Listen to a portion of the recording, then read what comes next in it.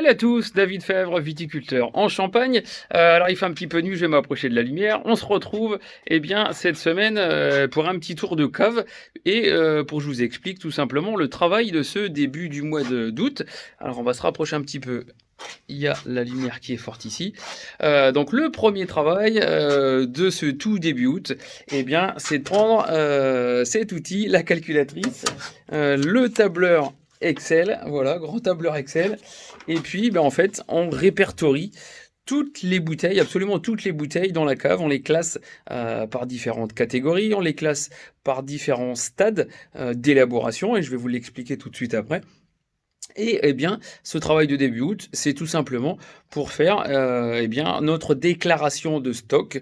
Là, on est vraiment dans, je dirais, dans l'administratif, où on réalise une déclaration de tout ce qu'on a absolument dans la cave. Donc pour ça, il faut faire l'inventaire de ce qui a été mis en bouteille, l'inventaire également de ce qui a été vendu, et puis on doit retrouver, je dirais, l'opti absolument. Et cette déclaration est à destination des douanes pour tenir une comptabilité matière en gestion de stock, que ce soit d'ailleurs pour toutes les bouteilles ou pour tout ce qu'il y a notamment en cuverie, les tonneaux, les cuves, le vin de réserve.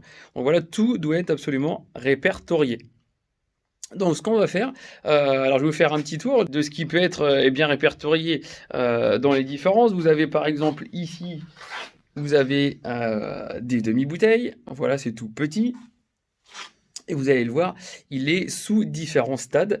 Il y en a qui sont la tête en bas, il y en a qui sont la tête en haut, il y en a qui sont allongés. Je vais vous l'expliquer tout de suite après. Ensuite, vous avez, hop, là on a des plus grosses bouteilles. Ici, c'est le Magnum. Et puis ici, je vais essayer de ne pas le faire tomber. Voilà. Ici, hop, je vais même m'approcher un petit peu. Ici, Jéroboam, donc la 4 bouteilles, c'est un petit peu plus gros. Et puis, je vais prendre la lumière par ici. Hop. Voilà. Et puis ensuite, vous avez des bouteilles qui sont au stade, alors ça se verra mieux de ce côté-là, qui sont en tas de bouteilles, qui sont couchées comme ici, qui sont allongées. Voilà.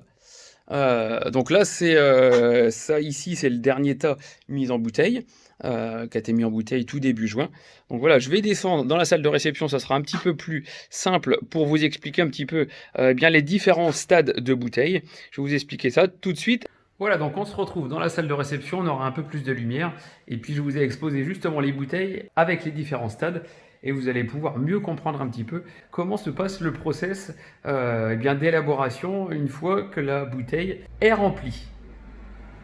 Donc voilà, comme vous l'avez vu en cave, on a ici une première bouteille qui est à plat, couchée, en tas de bouteilles, comme vous avez vu. Et pour vous la décrire un petit peu, là celle-ci, c'est la mise en bouteille qu'on a fait début juin. Alors j'espère qu'on va pouvoir avoir un petit peu de lumière. Vous le voyez, il y a quelques petits sédiments. Voilà, si on remue un petit peu,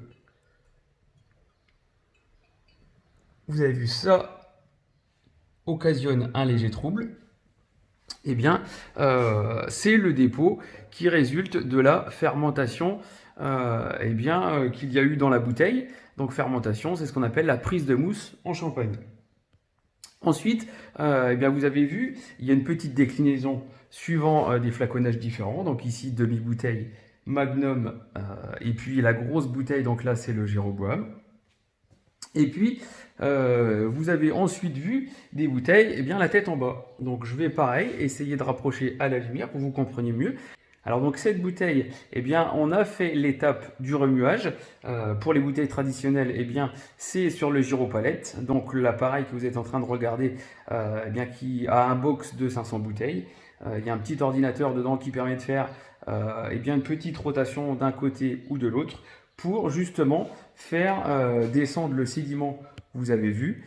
Et on va le descendre petit à petit grâce à l'étape du remuage. On va faire descendre ce dépôt juste dans le goulot. Donc vous allez voir, on le remet ici.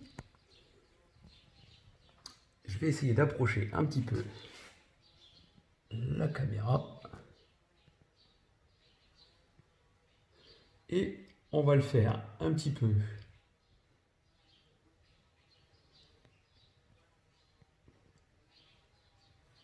Voilà. Donc ça, c'est le stade. Alors je vais faire attention de ne pas faire tomber la bouteille.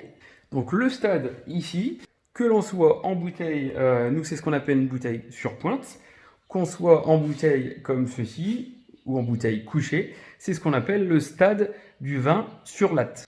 Donc ensuite, eh bien, vient le stade de la bouteille dégorgée. Donc celle-ci, eh bien, on a enlevé ce fameux dépôt. On lui a apporté un dosage. Donc ici, on est sur la cuvée. Je vous la montre avec eh bien, le petit clocher et puis les muselets bleus. Donc ça correspond à la cuvée reflet naturel. Donc on lui a apporté un petit dosage, donc dosage en extra brut. Le dosage en extra brut, c'est bien en dessous de 6 grammes. On lui a mis le bouchon, le muselet. Et donc là, on peut forcément relever un petit peu la bouteille.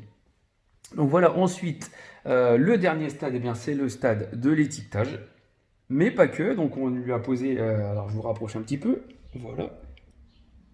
Donc il s'agit de la cuvée reflet naturel, encore cette fois-ci. Donc on a posé l'étiquette, mais on a également posé eh bien, ce qu'on appelle la coiffe, avec eh bien, le petit macaron sur le côté. Eh bien c'est la Marianne, c'est tout simplement, je rapproche encore un petit peu, voilà. Donc c'est le droit de circulation pour eh bien, tous les vins qui sont vendus sur le territoire français. Voilà. Donc voilà un petit peu les différents stades eh bien, de la bouteille. Et eh bien, ce que je vous disais, ces stades, eh bien, il faut les répertorier absolument et eh bien, donc, les séparer par rapport au flaconnage, par rapport au cuvée, par rapport au champagne rosé notamment. Et puis, ce qu'il faut également tenir compte dans une comptabilité matière, eh bien, c'est également le droit de circulation, puisque c'est extrêmement réglementé. Donc voilà, c'est le gros boulot de la semaine. Donc comme dans la cave, il y en a un petit peu dans tous les sens. Et il y a en fait un gros travail d'inventaire à faire en premier. Ensuite, il y a un petit peu de calcul effectivement avec nos ventes. Mais voilà, en tout cas, ça vient, je dirais, on passe une petite semaine à essayer de bien tout mettre au carré.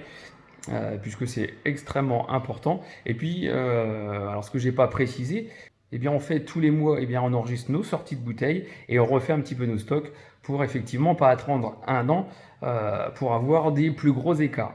Donc voilà pour cette petite vidéo explicative eh bien sur notre travail de début de mois d'août et puis eh bien sur les différents stades de bouteilles. Donc voilà, bah, écoutez, j'espère que cette vidéo vous a plu.